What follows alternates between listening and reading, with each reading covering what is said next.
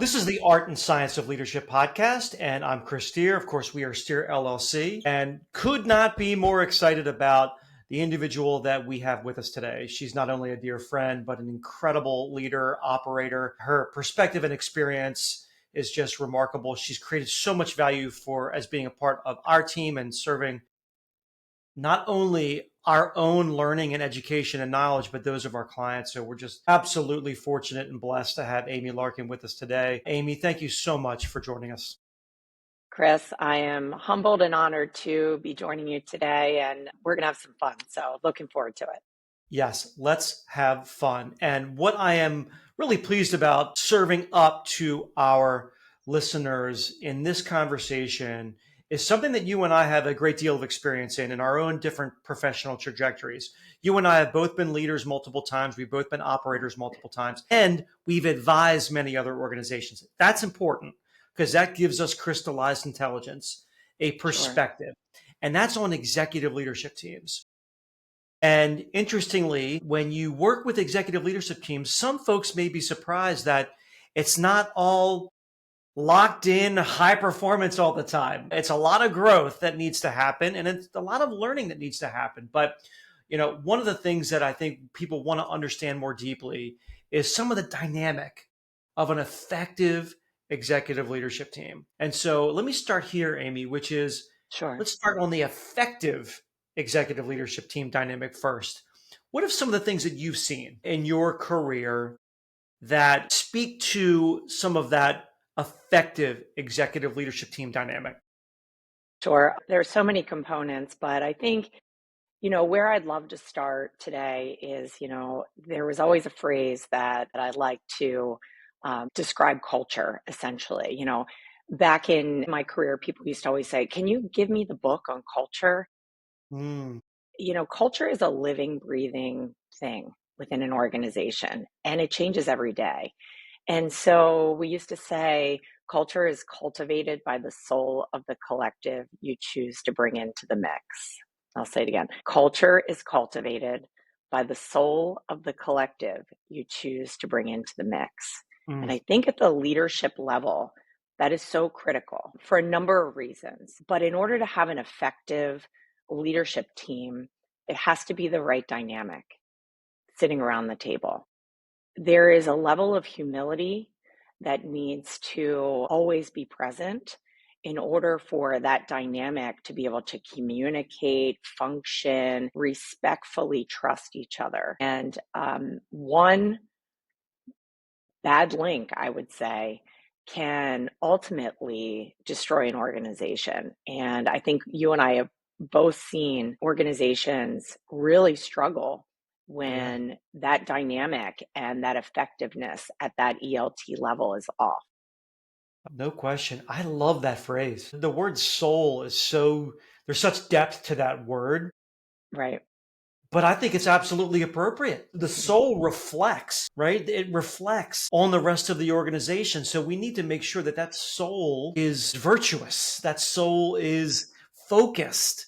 That soul is not self-serving. And something that you said really connects with me. And obviously you and I talk about this all the time, but it's the permanent beta aspect of it. It's the willingness to keep learning, keep growing. It's one of the reasons why you and I partner together anyway, is that we have a shared belief that intellectual humility is the most important characteristic of effective leadership, right? I need to be able to take a posture of learning for me to grow, for the organization to grow. So I'm not limited or in that proverbial echo chamber that you and I have seen in certain organizations among the executive team.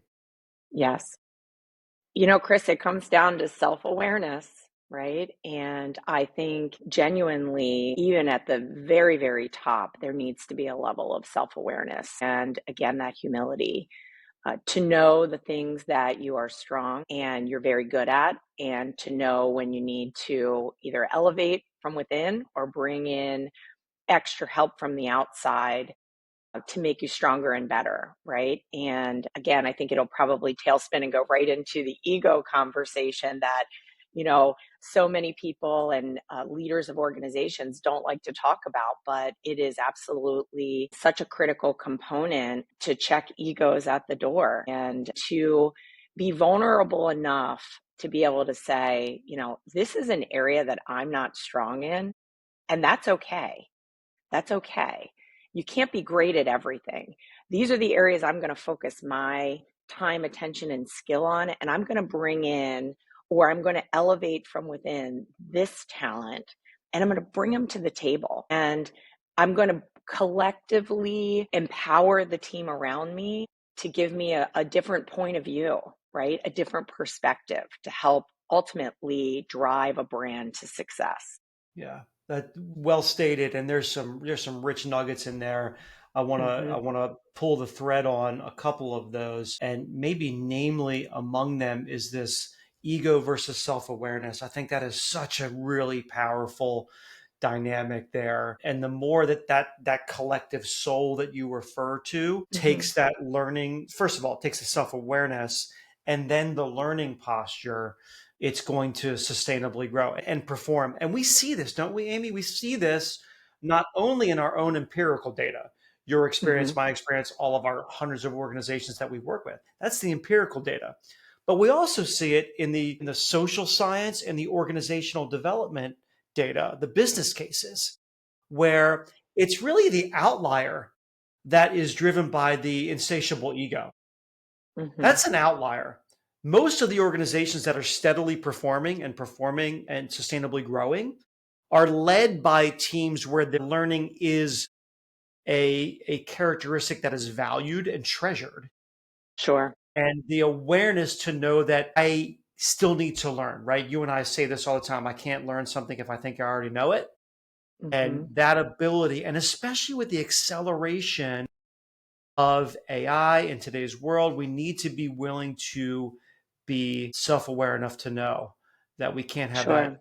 destroyed. I'm thinking at this very moment, I'm a big music guy, and U2 has been a band I've been listening to since 1980. And they were asked a few years ago, how does a band stay together for 45 years? That's unheard of, especially given the ego of top flight musicians.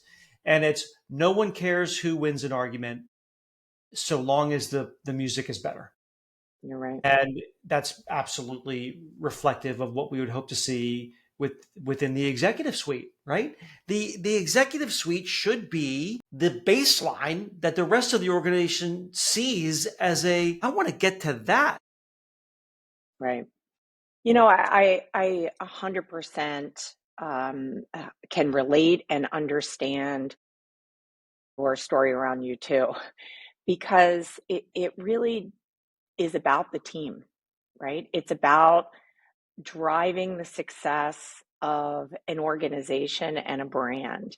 And you can't get there with one person, right? You can't even get there with, say, a team of 10 sitting around that, leadership table.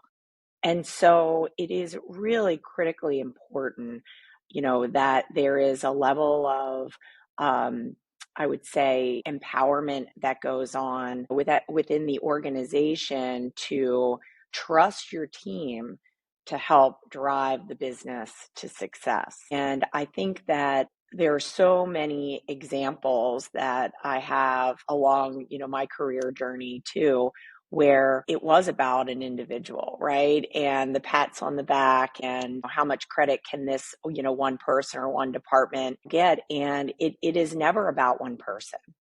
It is never about one team within an organization, right? It takes everyone. It takes Yeah, everyone from the very, absolutely. very top to, the person that was just hired as an intern, for That's example, right. right? And everything in between. And I think it's so important, to stress growth, right? And how critical constant learning is to that leadership team, but also all the way down through the organization. A great Yeah. mentor of mine once told me, Amy, you always want to be uncomfortable. Mm, And I didn't quite at the time. I was in my late 20s, early 30s. And, I always like to be on top of things and have everything perfectly organized. I strive to not be uncomfortable. quite Yeah. frankly. Right. And he Right. said, you always want to be slightly uncomfortable. And if you're not, it means it's time to pivot and it's time to move because you're not growing. And so I think when you think about and you're looking at an ELT or an executive leadership team, you know, how can they challenge each other in a really effective way to where they can be vulnerable with each other, but they can also provide that constant feedback loop that I think is so critical. Is it easy? No. Is it difficult to give and receive feedback? Absolutely. But it provides some of the most amazing opportunities for growth. And again, that comes with being uncomfortable. No question. Now, I'm glad you brought that up. It is the willingness to do hard things, right? Hmm. That separates great from just good. And there's a correlation between our own happiness and our willingness to have hard conversations. Because if we're having the conversations that matter, and some of them are uncomfortable and difficult and challenging, if we're not having those, we're carrying burdens around wherever we go. It's like that black cloud hanging over your head. Hmm. That affects your emotional, mental, physical performance. And You're we right. don't want that to be an impediment. We want to be able to be willing to have those conversations. It's That's right. a hallmark. And now this is great because you're giving us very tangible examples of what we can go do. And one of the things we can go do is be vulnerable, create the feedback loop, know That's that it's right. mission critical. So my ego's not in the way, and I'm going to be learning. And oh, by the way, let's not forget, not all feedback's correct, but That's we've got right. to be willing to have it, right? We've got to be You able have to to be have, willing to hear it, right? got to be willing to hear it, right? And that actually is a great segue into another thing I think we can give some folks the tools here, which is part of what you and I also see in effective dynamics within successful ELTs is that executive function of communication, specifically around listening and asking questions. One of the things that I see executive teams falling short woefully is their ability to aggressively listen, not only from creating positive energy and respect in the room, but you're missing out on ideas. You're not challenging your biases. You're rigid. Hmm. Rigidity is death, flexibility is life, right? So listening and asking good questions. Have you seen that as well? Yeah, and a thousand times over. And look, I think today there's more distractions than there's ever been, in the world. Individuals have a lot on their plates, not just from a business perspective, but also personally. But I will say, being a part of a leadership team is a privilege. You're there for a reason. It is your responsibility to always have a point of view. And the number one thing that you can do as a leader is be engaged when you're sitting around that table or you're on your Zoom. Remove your distractions, right? Put your phone down, turn it off so it's not buzzing constantly. Take handwritten notes instead of typing on your computer. Use a bunch of these tactics that are helpful at this day and age to remove the distractions that 1 second you can be off thinking about something else and not present. And you have a responsibility to your organization, to your brand, to your fellow ELT group to be Yes, engaged no and to question. actively listen and to always come to the table with a point of view, even if you don't agree with everything that's being said. That's your Right, job. right. Your job Especially then, is, right? Yeah, yeah, your job is to try to be expressive about your feelings and your opinions. And again, the decision may still be no, or the company may head in a different direction. That diversity of thought is another critical component to the team. And if you have a whole bunch of people that are all yes people constantly sitting around the table, well, your meeting should be about 10 minutes. yeah, And, it's kind of like, is the company really growing if you're not actively listening and yeah, also respectfully, I would use the word arguing, right? Like having really in depth discussions about yeah. big, big business decisions. Because guess Right. what? The rest of the organization is counting on you. That's They're right. counting on you to work it out, and they're counting on you to run effective, engaged meetings from the top. Otherwise, it's a very expensive meeting you're having once a Yeah. week, once every 2 weeks, or even quarterly. Right. It's costing your company thousands and thousands of dollars. So make the time count, be Yeah. engaged, That's show up. love that. That is so spot on. And I think we'll close with this, right? Which is number one, we're supposed to do hard things. If you're in the executive leadership team, you're supposed to do hard things. Seek the hard things out. That's going to be able to rewire your neural pathways, make you create more of a growth mindset.